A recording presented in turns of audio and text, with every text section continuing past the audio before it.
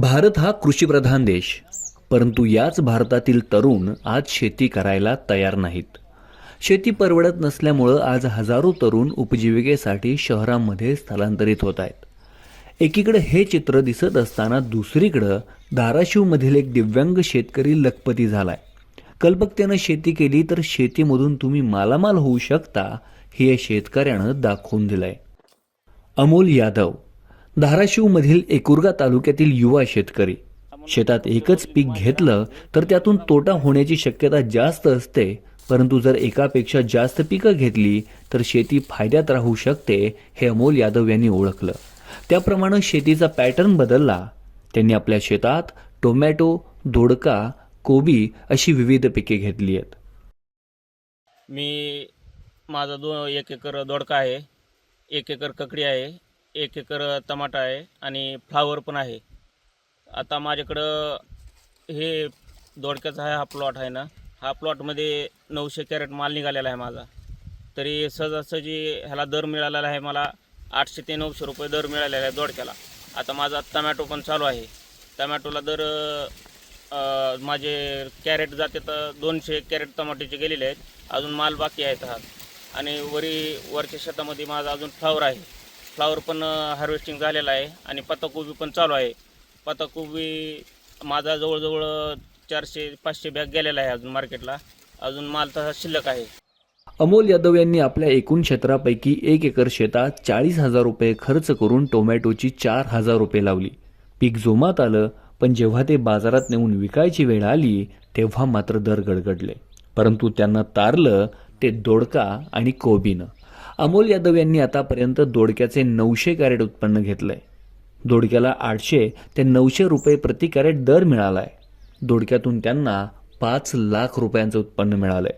त्याचवेळी अमोल यादव यांनी कोबीच्या 500 बॅग उत्पन्न घेतलंय. त्यातून त्यांना 2 लाख रुपये मिळालेत. काकडीचं उत्पन्न तर वेगळंच. तरी माझी एवढी विनंती आहे, जी शेती करत नाही त्यांना, अगर कोणी बाहेर कुठं काम करतात त्यांनी शेतीकडे यावं, शेतीकडे वळावं आणि कमीत कमी 4-5 म्हणजे भाजीपाले लावावे. कुणाला ऊस लावायचा ऊस लावू शकता, कुणाला फळबाग करायची असली फळबाग पण करू शकता. आपल्याकडे केळी होती, केळी पाणी जास्त लागतं म्हणून मी केळी मोडून टाकली. आता मी जास्त भाजीपाला करतोय. मला भाजीपाल्यामुळं मला जास्त परवडतं आहे. आणि विशेष म्हणजे माझ्या घरचे सगळे माझे आई वडील पत्नी भाऊ आणि मी शेतात काम करतोय. त्यामुळे मी बाहेरचा, माझ्याकडे मजूर नाही, कोण नाही. आम्ही घरचे हे सगळे काम करतो. माझा छोटा भाऊ लातूरला दररोज माल मार्केटला नेते, स्वतः नेते, ते स्वतः विकते. त्यामुळे मला माळवं पण मला स्वतः परवडतं आहे. काय असं म्हणजे हे नाही. तरी कुणाला जर काय असं वाटत असलं किंवा माळवं परवडत नाही, अगर काय परवडत नाही, माळवं 100% परवडतं आहे. पैसे राहतात आणि कमी खर्च, मेहनत आहे ह्याच्यात, पण कमी खर्च आणि कमी कालावधीमध्ये ह्याचे पैसे जास्त आपल्याला बघायला भेटतात.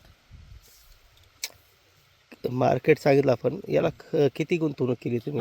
ह्याला गुंतवणूक तरी माझी जवळजवळ दोडक्याला गुंतवणूक आहे माझी 40-50 हजार रुपये गुंतवणूक आहे दोडकीची. आणि टमाटोची 50 ते 60 हजार रुपये माझी गुंतवणूक आहे टमाट्याची.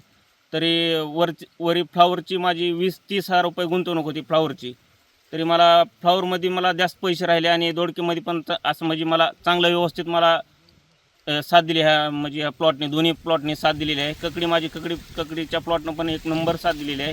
तरी आता हे अजून 2 एकर ककडी लावणार आहे मी. 2 एकर लावणार आहे. तरी आता हे लावणार म्हणजे कधी, आता हे पुढचा एप्रिलच्या 10 तारखेला मी ककडी लावणार आहे. तरी ही जून जुलैमध्ये चालू होती. त्यावेळेस लोक सोयाबीन वगैरे पेरतात. त्यावेळेस आपल्याकडे सोयाबीनच नाही, आपण डायरेक्ट ककडीच लावतो. त्यामुळं आपल्याला त्यावेळेस माळवं कुणाकडं नसतं बाजारामध्ये. त्यामुळं आपले दर पण योग्य भेटते आणि माल पण फ्रेश आणि चांगला निघतो.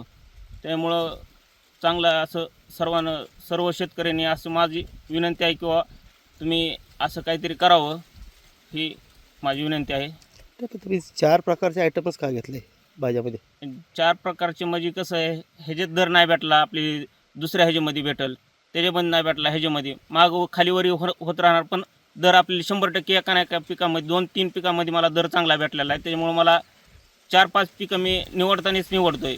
त्यामुळे मला काय असं हे नाही, ह्याच्यात नाही भेटला तरी आपल्याला पिकामध्ये भेटतोयच दर कोणत्या ना कोणत्या. अमोल यादव यांचं संपूर्ण कुटुंब शेतीमध्ये राबतंय. कुटुंब शेतामध्ये काम करत असल्यामुळं अमोल यादव यांचा मजुरांना द्यावा लागणारा खर्च वाचतो. अमोल यांचा छोटा भाऊ लातूर येथील मार्केटमध्ये जाऊन मालाची विक्री करतो.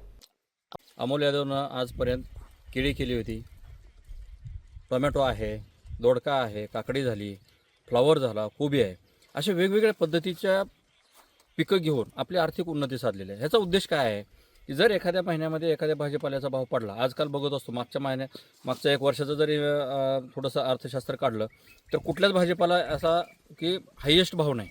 मध्ये 2-3 महिन्यासाठी टोमॅटो वाढला, परत खाली आला, आज परत टोमॅटो 100-200 रुपयावर आला.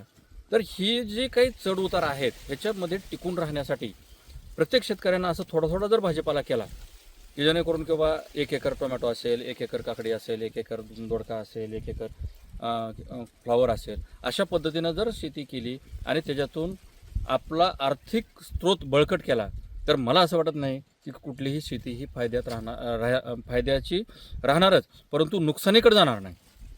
आणि जेणेकरून जर नुकसानीत नाही गेली तर शेतकरी हा आनंदात आणि समाधानात राहू शकतो. तुम्ही काय करता? पाणी कमी असल्यामुळे शेतकरी शेती करत नाहीत, परंतु ड्रीप आणि मल्चिंग करून भाजीपाला करावा. कष्ट करावे लागतील पण कमी गुंतवणुकीत जास्त नफा मिळतो असं म्हणत शेतकऱ्यांनी भाजीपाला लागवड करावी असं आवाहन अमोल यादव यांनी केलंय. धाराशिवमधून रहीम शेख, महाराष्ट्र टाइम्स ऑनलाईन.